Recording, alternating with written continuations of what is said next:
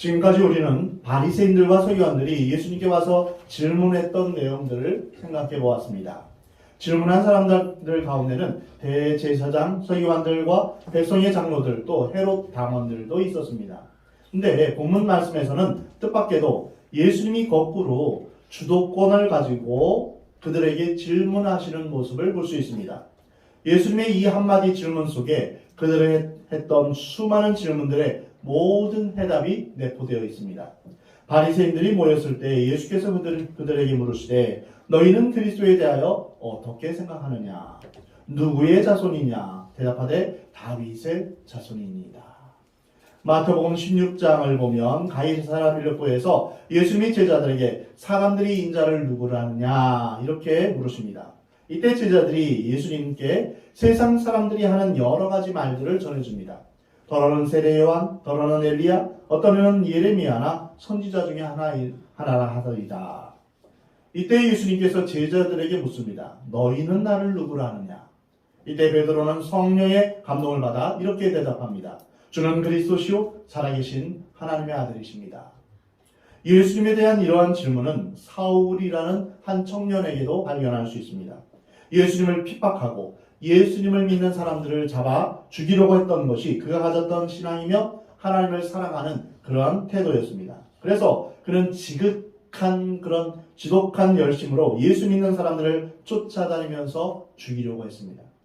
어느 날 사울은 예수 믿는 사람들을 잡으려고 가다가 다메섹으로 가는 길에 강한 빛을 발견하고는 무릎을 꿇습니다. 그리고 그 빛 앞에서 질문합니다. 주여, 당신은 누구십니까? 이때 나는 내가 핍박하는 예수라 주님의 음성을 듣게 됩니다. 우리의 인생에 있어서 가장 중요한 질문이 있는데요. 그것은 예수님은 누구신가? 이 질문에 대한 올바른 응답을 해야만 구원이 있고 그리고 하나님께로 갈 수 있는 유일한 길을 우리가 발견할 수 있는 것입니다. 예수님이 누구신가? 사울은 이후에 예수 그리스도의 종으로 그리스도를 전하는 사도로 변화되었습니다. 사울은 예수님이 그리스도이심을 깨달았던 것입니다. 근데 오늘 본 말씀을 보면 예수님은 바리새인들에게 굉장히 중요한 의미가 담긴 그런 질문을 하십니다. 그리스도에 대해서 어떻게 생각하느냐? 그리스도란 기름 부음 받은 자 이런 뜻입니다. 기름을 부음받아 역할을 수행하는 사람은 세 직분이 있었는데요. 왕, 선지자, 제사장. 요 세 직분은 기름을 부음받아서 이제 직분을 감당했습니다. 이것은 사람이 세운 것이 아니라 하나님께서 세우셨다라는 의미입니다. 그리고 이 세 직분은 바로 하나님과 인간의 중간 역할, 구원자의 역할을 감당하는 것을 의미합니다. 바로 예수님이 왕, 선지자, 제사장의 직분을 모두 감당하신 분입니다. 그리고 이 그리스도는 메시아와 같은 뜻입니다. 메시아는 히브리어고 그리스도는 헬라어입니다. 이 질문은 너는 메시아에 대해 어떤 의견을 갖고 있는가, 어떤 생각을 갖고 있느냐 이런 의미입니다. 그리고 바로 이어서 예수님은 질문의 내용을 좀 더 좁혀주셨습니다. 그리스도는 누구의 자손이냐 이렇게 바로 질문하십니다. 이때 그들은 주저없이 다윗의 자손입니다. 유대인들이 생각하는 메시아는 언젠가 다윗의 혈통에서 위대한 왕이 나와서 이스라엘의 원수들을 쳐부수고 세계 만국을 정복할 것이라는 그런 대망이 있었습니다. 유대인들의 메시아 사상은 유대인들만 생각하는 민족적인 그런 메시아며 정치적이고 군사적인 의미에서 강력한 그러한 능력을 가진 권력을 가진 그런 왕이었습니다. 오병이어 기적 이후에 예수님을 억지로 임금 삼으려고 했던 것은 바로 예수님을 이렇게 왕으로 삼으려고 하면서 쿠데타를 일으키려고 하는, 폭동을 일으키려고 하는 그런 시도였습니다. 그러나 예수님은 그렇게 이 세상을 폭력으로 또한 억압하며 제압하는 이 세상의 다른 왕들과 다릅니다. 예수님은 사랑으로 공의로 다스리시는 왕이십니다. 예수 그리스도께서 다윗의 혈통에서 나온다는 것은 유대인들 사이에서는 상식이었습니다. 메시아는 다윗의 자손이다. 예수님의 이러한 대답을 이제 미리 예측하셨습니다. 이르시되 그러면 다윗이 성령에 감동되어 어찌 그리스도를 주라 칭하여 말하되 주께서 내 주께 이르시되 내가 내 원수를 내 발 아래 둘 때까지 내 우편에 앉아 있으라 하셨도다 하였느냐. 다윗이 그리스도를 주라 칭하였은즉 어찌 그의 자손이 되겠느냐. 예수님의 말씀의 요점은 이와 같습니다. 너희들이 메시아가 다윗의 자손이라고 거침없이 말하는데 그렇다면 어찌하여 다윗은 성령에 감동되어서 그리스도를 주님이라고 말하겠느냐. 어떻게 다윗의 자손이 다윗의 주님이 될 수 있느냐. 아들이나 자손이 아버지를 향하여서 주님이라고 말할 수는 있지만 아버지가 아들이나 후손에게 주님이라고 부르지는 않습니다. 이러한 예수님의 질문에서 우리는 예수님이 구약의 말씀을 어떻게 보고 계시는가 세 가지 성경관을 우리가 발견합니다. 첫 번째는 시편의 말씀이 다윗의 기록이다라고 인정하셨습니다. 예수님은 시편 110편의 말씀을 인용하셨습니다. 다 아는 사실이지만 이것이 왜 중요합니까? 그 이유는 요즘 많은 학자들이 다윗의 시편은 다윗이 기록한 것이 아니라 후대의 사람들이 편집한 것이다 이렇게 주장하기 때문입니다. 그러나 예수님은 이것을 다윗이 쓴 것이다 이렇게 말씀하셨습니다. 두 번째는 다윗이 시편을 쓸 때 성령의 감동을 받아서 썼다라고 말씀하셨습니다. 오늘날 많은 사람들은 성경을 하나님의 말씀으로 인정하지 않고 다만 단순히 유대인의 역사의 기록이다 이렇게 보는 사람들이 많습니다. 그러나 여기서 예수님은 분명하게 다윗이 성령의 감동을 받아서 썼다 이렇게 말씀하십니다. 그러면 성경이 성령의 감동으로 쓰여졌다는 것은 무슨 뜻입니까? 디모데후서 3장에 보면 모든 성경은 하나님의 감동으로 된 것으로 교훈과 책망과 바르게 함과 의로 교육하기에 유익하니 이는 하나님의 사람으로 온전하게 하며 모든 선한 일을 행하기 능력을 갖추려 합니다.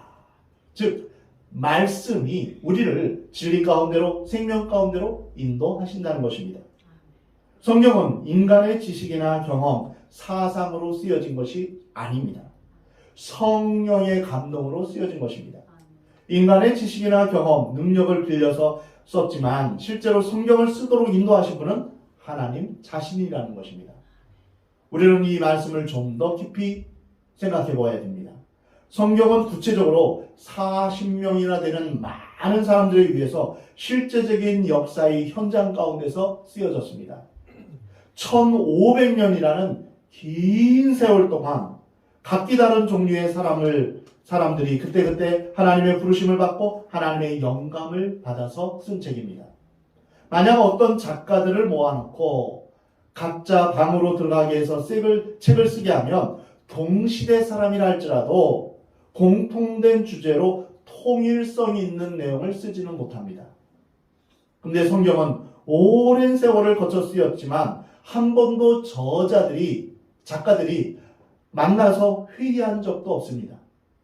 직업도 다 다릅니다. 어부도 있고 농부도 있고 목자도 있고 왕도 있고 군인도 있고 선지자도 있습니다. 이렇게 각계각층의 사람들이 역사의 다른 상황 속에서 기록했음에도 불구하고 성경은 주제가 같고 통일성이 있습니다.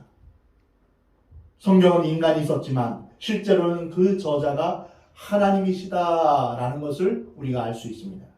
예수님은 우리와 똑같은 육체와 감정을 가지시고 또한 배고프기도 하고 피곤하기도 하셨지만 죄는 없으신 100% 하나님이셨습니다. 무리를 걸으시고 죽은 자를 살리셨습니다. 예수님이 100% 인간이며 100% 하나님이신 것처럼 성경은 인간이 기록한 책이지만 동시에 1.1의 틀림이 없는 하나님의 말씀입니다. 성경은 누구의 증거가 필요한 책이 아닙니다. 성경 자체가 증거입니다. 하나님은 누구에 위해서 증명되시는 분이 아닙니다. 하나님은 믿음의 대상일 뿐입니다. 성경은 우리로 하여금 구원에 이르는 하나님의 지혜입니다.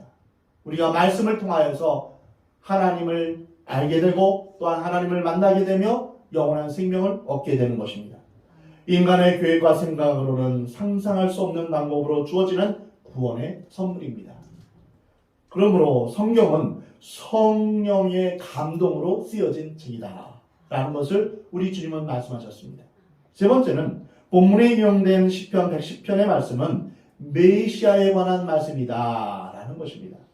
많은 사람들이 구약의 이 말씀을 메시아와 연결하여서 생각하고 싶지 않아 합니다. 구약의 말씀을 나와 상관없는 이스라엘의 역사다 이렇게 치부합니다. 그렇게 생각하면 흥미가 떨어집니다. 아니 내가 왜 몇천 년 전 이스라엘 역사를 왜 내가 공부하고 왜 내가 읽어야 되지? 이렇게 생각합니다. 어떤 사람들은 성경을 수면제처럼 읽기도 합니다. 창세기를 보면 계속 죽고가 나옵니다. 죽는 게 싫어서 신약의 마태복음을 열어보았더니 이번에는 낳고 계속 낳습니다. 거기서 보통 많은 사람들이 나하고 상관없는 족보 이야기에 그냥 성경을 덮어버립니다. 재미가 없습니다. 근데 여기에 굉장히 신비스러운 의미가 있습니다. 구약에 죽고 이것은 죄를 지은 인간은 죽어야만 한다는 사실입니다. 그러나 신약의 낳고는 그리스도로 말미암아 생명 곧 영생을 얻는다는 의미입니다. 마태복음 1장을 보면 마태는 예수님의 탄생에 대해서 이사야 7장 14절을 인용합니다. 보라 처녀가 잉태하여 아들을 낳을 것이요 그의 이름은 임마누엘이라 하리라. 이렇게까지 기록되어 있는데 신앙이 없는 많은 학자들은 아니 어떻게 처녀가 아들을 낳느냐 라면서 다르게 해석합니다. 또한 모세가 홍해를 갈랐다라는 것도 그건 홍해가 아니라 갈대숲이었다. 무릎밖에 오지 않는 그런 야트막한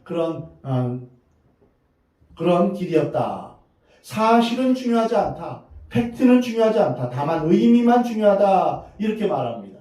왜일까요? 자신의 이성과 합리적인 것만을 중요하게 생각하기 때문에 초자연적인 현상이나 기적은 믿어지지 않는 것입니다. 내가 믿고 싶지 않는 것은 다 버리는 것이죠. 예수님이 부활했다는 사실에 대해서도 믿지 못해서 어떻게 죽은 자가 다시 살아나느냐? 그게 아니라 부활이란 절망한 사람들이 소망 갖는 것, 정의가 승리하는 것 이렇게 얼버무리면서 정신승리의 차원으로 그렇게 말합니다. 또 많은 사람들이 천국과 지옥을 말하면 고상하지 못하다 이렇게 말하면서 그것은 인간의 종교적인 상상이고 심리학적 이야기다 이렇게 치부합니다. 여기서 아주 중요한 신앙의 갈림길이 있습니다. 과연 신앙은 하나의 의미이고 상식일 뿐일까요? 신앙은 우리의 이성과 상식과 경험의 세계 안에 안주하는 것일까요? 신앙이 단지 상상력의 산물일까요? 아닙니다. 그렇지 않습니다. 만약 예수님이 부활하시지 않았다면 우리의 신앙은 다 헛것이다 라고 고린도전서 15장에 말씀하십니다. 예수님이 부활하시지 않으셨다면 2000년의 기독교 역사는 지상 최대의 사기극이 될 것입니다. 공산주의자들이 말하는 것처럼 종교는 아편이다 말하면서 모든 교회는 다 때려 부숴야 된다. 이 말에 우리가 적극 참여해야 될 것입니다. 과연 그렇습니까? 아닙니다. 예수님은 정말 부활하셨습니다. 그리고 우리의 마지막 날 우리도 모두 부활하게 될 것입니다. 창세기 3장 15절에 내가 너로 여자와 후손이 원수가 되게 하고 내 후손도 여자의 후손과 원수가 되게 하리니 여자의 후손은 내 머리를 상하게 할 것이요 너는 그의 발꿈치를 상하게 할 것이라. 이것은 원복음이라고 말합니다. 이 말씀이 바로 메시아에 대한 첫 번째 약속입니다. 그럼에도 불구하고 일부 사람들은 이것을 그 당시의 신화적인 사실로 취급합니다. 오늘 본 말씀에서 예수님은 주께서 내 주께 이르시되 여기에서 주님이라는 것은 하나님 아버지입니다. 내 주, 이것은 메시아입니다. 이렇게 내 주가 메시아임을 해석해 주지 않았다면 얼마나 많은 불신앙의 사람들이 그것은 메시아가 아닐 수 있다 이렇게 우기겠습니까? 사실 성경을 믿음과 성령의 눈으로 자세히 살펴보면 모든 하나님의 말씀은 예수 그리스도에 관한 이야기임을 우리는 알 수 있습니다. 요한복음 5장에서 너희가 성경에서 영생을 얻는 줄 생각하고 성경을 연구하거니와 이 성령이 곧 내게 대하여 증언하는 것이라. 그러나 너희가 영생을 얻기 위하여 내게 오기를 원하지 아니하는도다. 우리는 이 말씀을 통하여서 구약과 신약의 말씀을 통하여서 예수님을 발견할 수 있어야 됩니다. 그러면 다시 예수님의 질문으로 돌아와서 왜 예수님이 바리새인들에게 이러한 질문을 하셨는가라는 것입니다. 예수님은 메시아가 다윗의 자손이라면 다윗이 어찌 그 메시아를 주님이라고 했겠느냐라는 것입니다. 그것은 참 메시아는 다윗의 자손 그 이상이라는 것입니다. 로마서 1장 3절에 이렇게 말씀하십니다. 그의 아들에 관하여 말하면 육신으로는 다윗의 혈통에서 나셨고 성결의 영으로는 죽은 자들 가운데서 부활하사 능력으로 하나님의 아들로 선포되셨으니 곧 우리 주 예수 그리스도시니라. 이것은 오늘 우리가 함께 나누는 이 설교의 말씀 가운데 정말 중요한 말씀입니다. 육신으로는 다윗의 혈통에서 나셨지만 성령으로 말미암아 죽은 자들 가운데서 부활하셔서 하나님의 아들로 선포되셨다. 예수님이 육신으로는 아브라함과 다윗의 혈통에서 나왔다는 것, 이것은 모든 유대인들이 다 동의합니다. 사무엘하 7장에 보면 다윗의 자손에서 영원한 통치자가 나올 것이다. 하나님께서 약속하셨습니다. 예레미야 23장에서도 다윗에게 한 의로운 가지를 일으킬 것이다. 그가 왕이 되어 지혜롭게 다스리며 세상에서 정의와 공의를 행할 것이다. 그날에 유다는 구원을 받겠고 이스라엘은 평안히 살 것이다. 이렇게 약속하셨습니다. 그러나 문제는 참 메시아는 다윗의 혈통에서 태어날 육신적인 메시아만이 아니라는 것입니다. 로마서 1장 말씀처럼 메시아는 성결의 영으로 죽은 자 가운데서 부활하여 능력으로 하나님의 아들로 인정되셨다고 말씀하십니다. 그래서 예수님은 시편 110편 1절의 말씀을 인용하시면서 메시아가 다윗의 자손이라면 어찌하여 다윗은 성령에 감동되어 그 메시아를 주님이라고 했겠느냐는 것입니다. 즉 다윗이 주님이라고 불러야 할 분이 다윗의 자손이 되었다면 모순이 아니냐 이렇게 말한 것입니다. 다윗의 자손 중에서 예를 들어 선한 왕이 있었는데요. 다윗의 자손 중에서 그래도 좀 잘 통치를 했던 왕들이 히스기야나 요시야 같은 왕들이 그래도 위대한 왕이고 선한 왕이었습니다. 그런데 다윗의 자손 중에서 예를 들어서 히스기야나 요시야 같은 인간이 감히 하나님 우편에 앉을 수 있겠습니까? 그럴 수 없습니다. 다윗이 주님이라고 부를 정도면 그리스도는 또 다른 하나님이신 것입니다.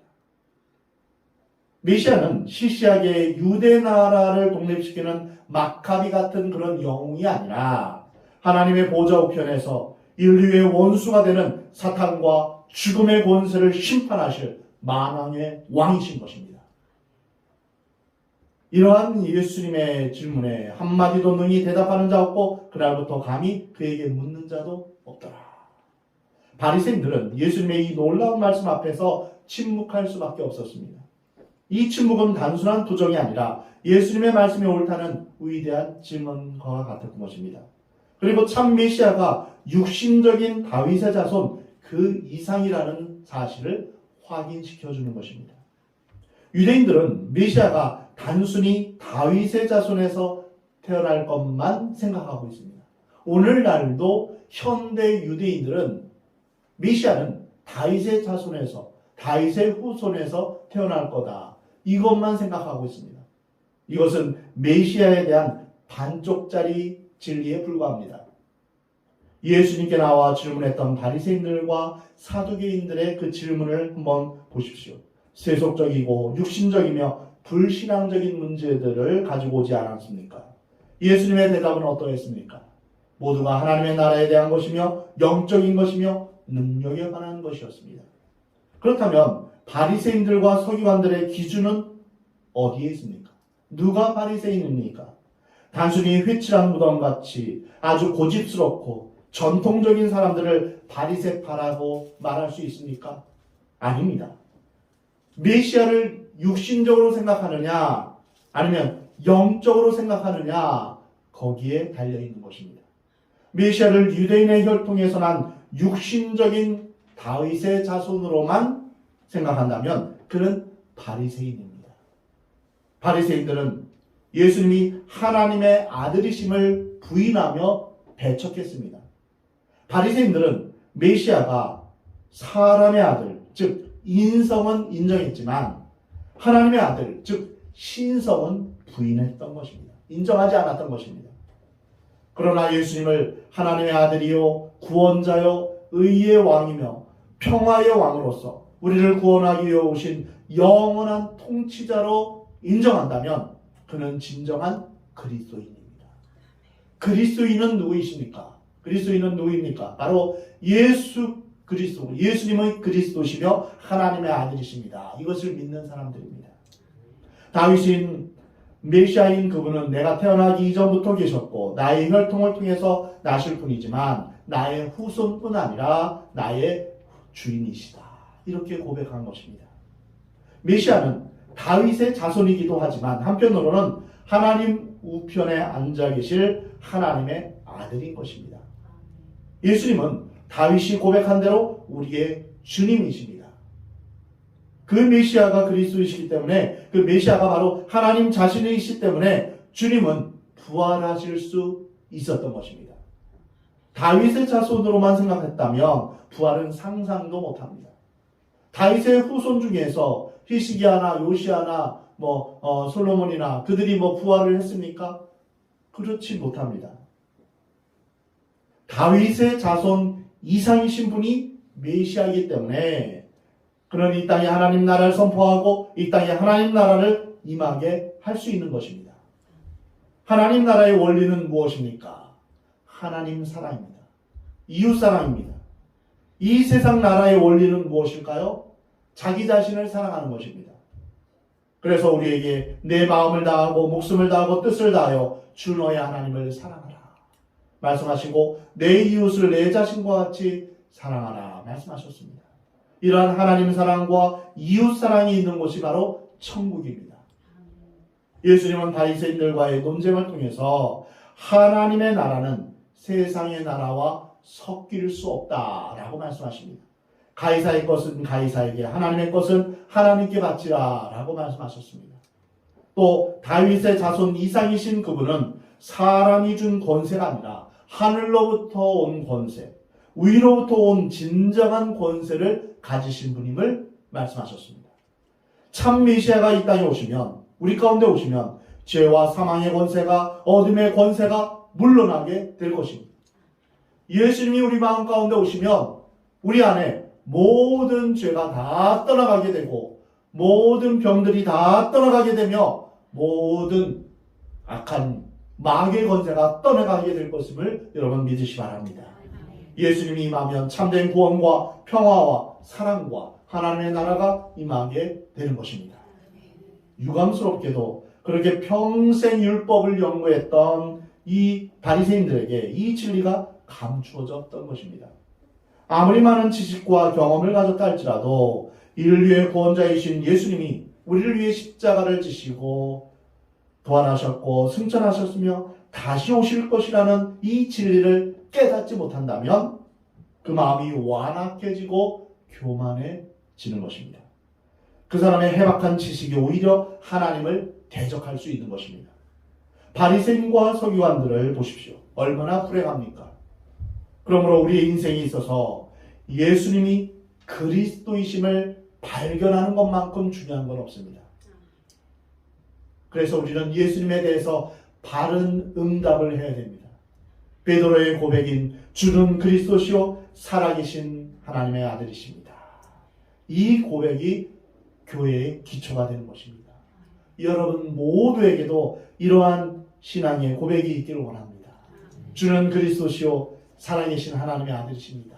이렇게 예수님을 향하여서 신앙 고백할 때 이때부터 우리는 하나님의 자녀가 되며 또한 우리가 영원한 생명을 누리게 되는 것입니다.